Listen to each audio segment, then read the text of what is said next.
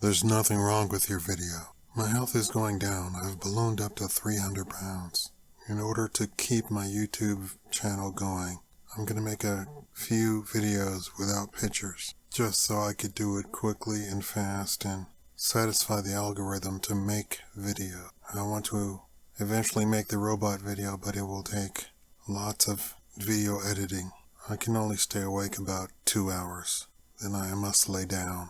So bear with me. And the TV show Scared Straight or Beyond Scared Straight, this is from a few years ago. A black inmate asked the boy, how would he like it if he, the inmate, beat up the young boy? Because that's what would happen in prison. The boy started crying. He yelled again, how would he like it if he beat him up? Through tears, the boy said, I would like it.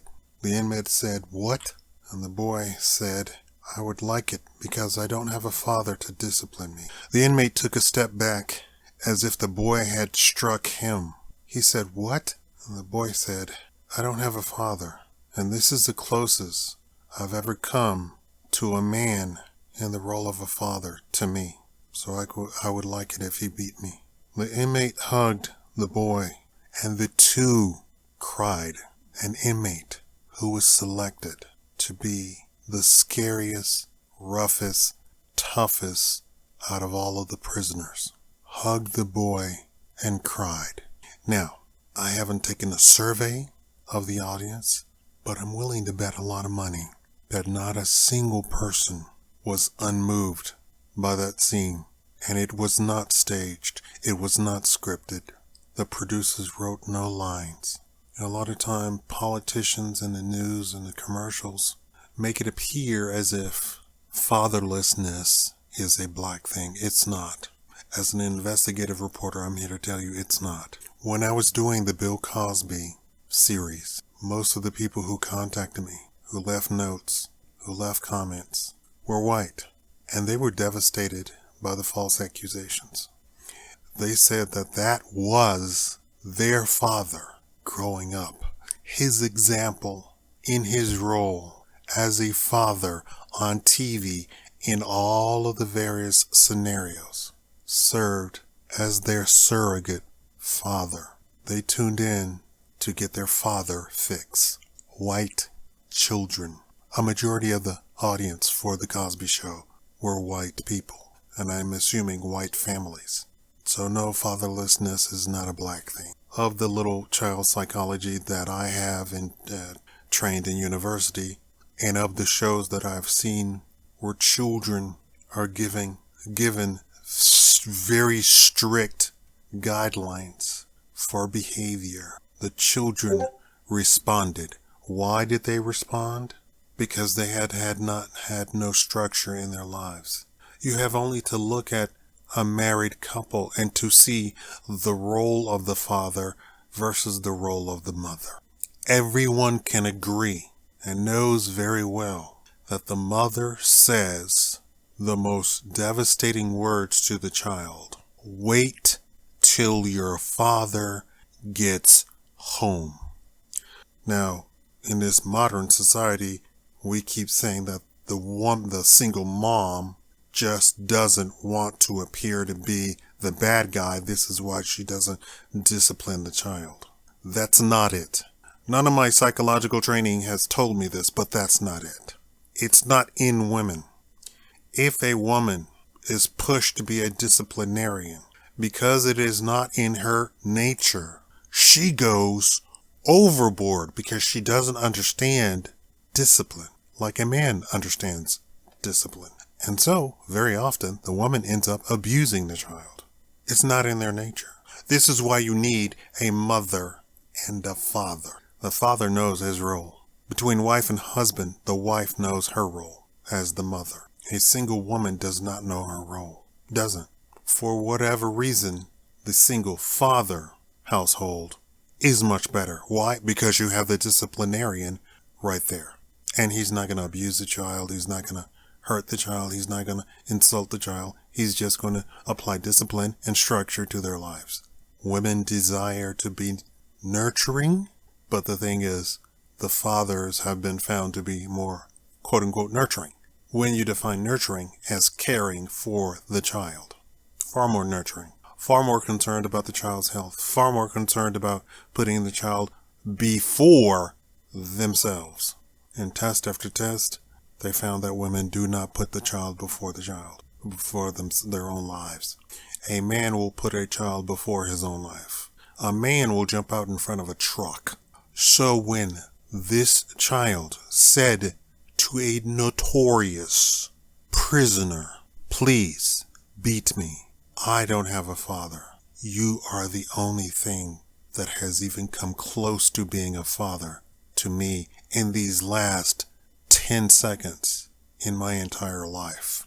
It struck the prisoner down to his very core. Forget everything that he's done. And also remember all of the things that I said in videos before. If you've watched any of my videos, they found that when it came to their children, the inmate softened, the prisoner softened, the thug softened.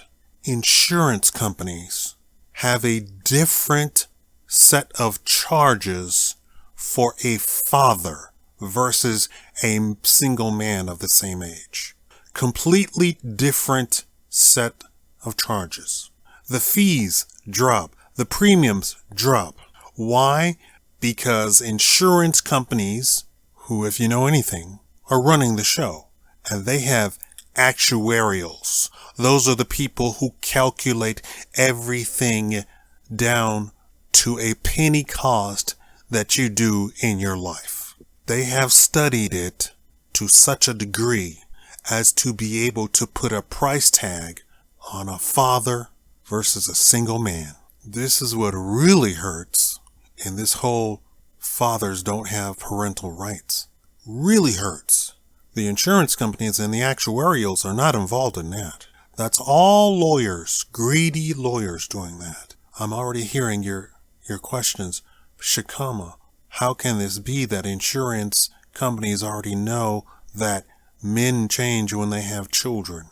The family court system has nothing to do with insurance companies and actuarial. The actuarials, if it were run by actuarials, the children would definitely all go to the father every time. Why? Because the person turns out better and society is cheaper and insurance is cheaper. That's the answer to that question. What if? What if family court was run by insurance companies and actuarials? Society would run efficiently and every child would go to their father.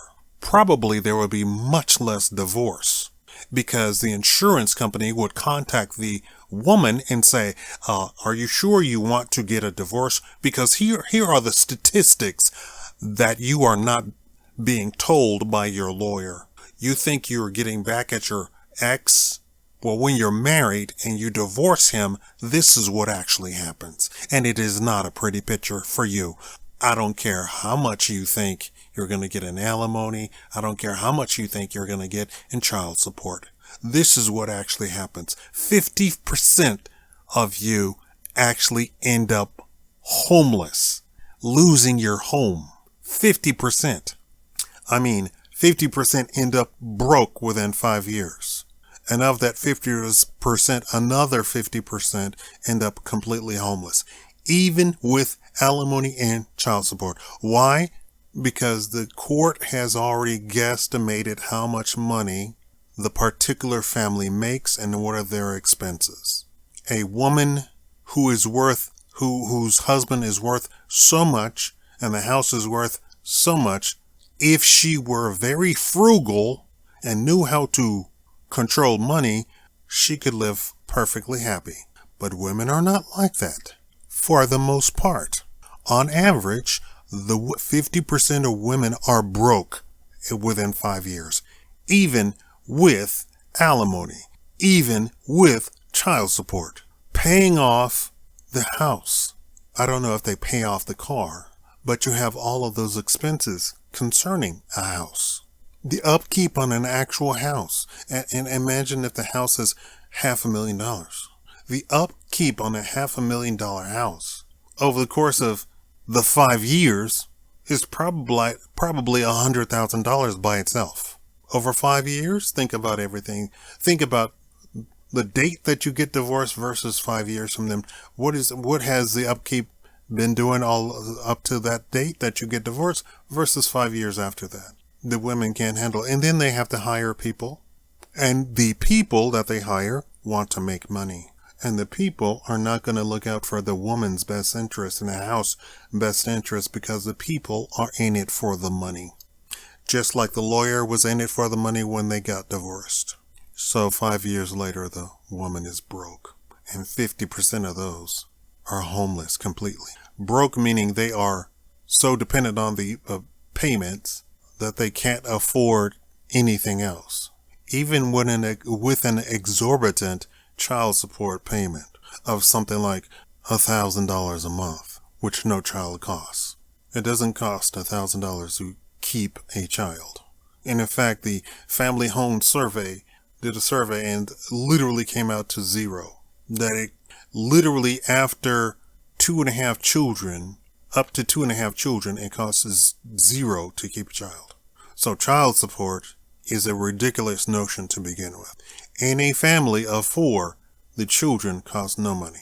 I know you're thinking, but we go on vacation and children ask for this, not and the other. That's extra expenses. For the basic necessities, a child is no expense. What happens is the couple actually uses less for themselves and gives that leftover to the children, so that the net calculation is that the child costs no more money. The father doesn't have to get a better job. He doesn't have to get a raise, nothing. The couple just takes less for themselves and gives that remainder to the children. So the household remains at a zero gain or a zero deficit. That's the divorce system. It's not run by insurance. It's not run by actuarial. And the court system makes their calculations as best they can based on the information that they have. Which means that in 5 years, for the most part, most women are broke. And 50% of those are homeless. Lose the house, lose the car, lose the toys, and to boot, there's no father in the life of the child. Because that's the most money the lawyer and the judge can make. This is coming from a third-year law school student who got so angry, I threw my family court law book, which weighed about 20 pounds, against the wall. It didn't break. Thank you all for watching.